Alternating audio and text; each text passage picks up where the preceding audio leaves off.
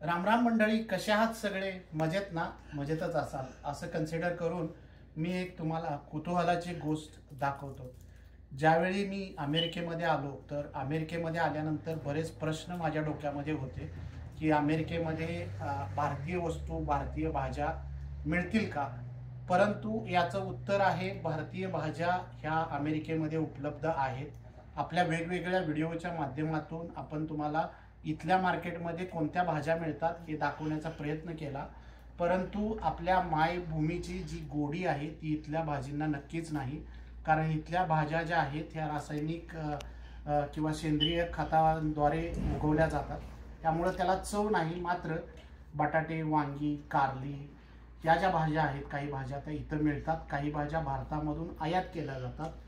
परंतु आज या बॉक्समध्ये विशेष काय आहे हे दाखवण्याचा प्रयत्न आपल्या सर्व व्हिडिओच्या मित्रांना करण्यात येत आहे.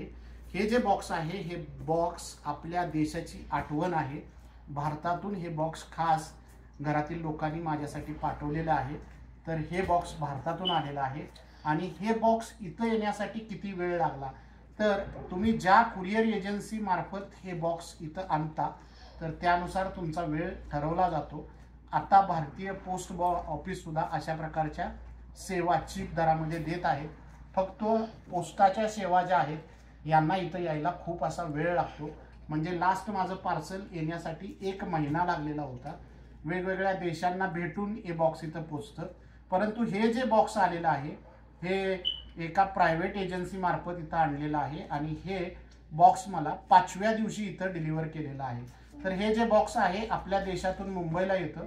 मुंबईवरून हे बॉक्स जर्मनीला जातं आणि जर्मनीवरून अमेरिकेमध्ये येतं आणि अमेरिकेमधून सॉर्ट होऊन तुमच्या घरापर्यंत हे बॉक्स आणलं जातं. तर याचा खर्च किती आहे मित्रांनो? यापेक्षा खर्चापेक्षा यातून आलेली माया खूप इम्पॉर्टंट आहे. कारण याचा खर्च खूप आहे.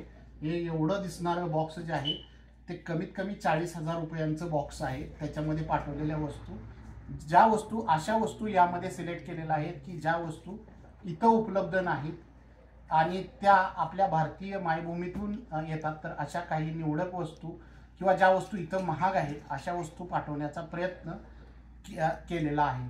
तर यासाठी याला 5 दिवस लागलेले आहेत आणि अशा प्रकारचे बॉक्सेस जे आहेत ते इथले जे ट्रॅव्हल एजन्सीचे लोक आहेत ते तुमच्या दरवाजापर्यंत जाऊन तुमच्या डोअरजवळ ठेवून जातात आणि त्याचा तुम्हाला मेल येतो. मग तुम्ही तुमचा दरवाजा ओपन करून हे बॉक्स घ्यायचा आहे.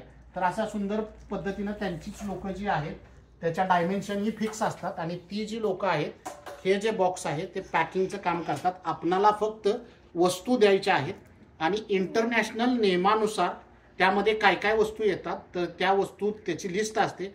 ज्या वस्तू त्याला क्वालिफाय होत नाही त्या वस्तू ते लोक तिथंच रिजेक्ट करून काढून टाकतात. आणि या ज्या वस्तू आहेत हे इंटरनॅशनल जे नियम आहेत ते सगळे नियम पार करूनच मग तुमच्यापर्यंत पोहोचतात. तर आता थोड्याच वेळात हे बॉक्स उघडल्यानंतर आत काय आहे हे दाखवण्याचा प्रयत्न मी तुम्हाला करतोय. तर मित्रांनो, आता आपण बॉक्स ओपन केलेला आहे. तुम्ही या वस्तू बघितल्यानंतर नक्कीच हसाल, कारण तुमच्यासाठी या रोजच्या जीवनातल्या वस्तू आहेत. परंतु इथं ह्या वस्तू इझिली अवेलेबल होत नाहीत. इव्हन तो भारतामधून ह्या बाजरीच्या ज्या भाकरी आहेत त्याही घरातल्या लोकांनी बाजरीच्या भाकरी पाठवलेल्या आहे. ही बुंदी पाठवलेली आहे. आपला फरसाणा आहे तो फरसाणा आलेला आहे. कोल्हापुरी तांबडा पांढरा रस्सा, मटनचा रस्सा, चिकनचा रस्सा मसाला, त्यानंतर गुलाबजाम रेडी टू ईटची काही पाकिट आहेत. हे घरातील काही पदार्थ, बनवलेले पदार्थ आलेले आहेत. आपला ब्रुक ताजमहल चाय ॲक्च्युली चहा जो आहे तो इथं मिळतो, परंतु आपल्या चहाची जी टेस्ट आहे ती ॲक्च्युली इथं मिळत नाही. तर काय डिफरन्स आहे मला माहीत नाही. इवन दो तुरटी हा आयटमसुद्धा आपण भारतातून मागवलेला आहे. त्याचप्रमाणे वेगवेगळ्या चटण्या, त्याचप्रमाणे लहान मुलांचे ब्रश. त्यानंतर यामध्ये तुम्ही विशेष बघू शकत असाल की ज्वारीची भाकरी मला विशेष आवडते, त्यामुळे भारतातून ही ज्वारीच्या भाकरीचं हे पीठ आलेलं आहे. हे पीठ त्याची जेवढी किंमत नसेल तेवढा त्याचा ट्रान्सपोर्टचा आपण खर्च केलेला आहे. शेवगा किंवा मसुरी हे त्याचं हे आलेलं आहे. कारल्याचा फ्राय आलेला आहे आणि विशेष म्हणजे आपला जो भारतीय मसाला आहे किंवा ज्याला आपण चटणी किंवा मिरची म्हणतो तर तो पाठवलेला आहे. लहान मुलांची काही कपडे आहेत तर ती आलेली आहेत, कारण आपल्यामध्ये जो रेखीवपणा आहे किंवा आपल्यामध्ये महाराष्ट्रीयन जे कपडे आहेत ते इथं इझिली उपलब्ध नाही, तर अशा वस्तू भारतामधून इथं आलेल्या आहेत.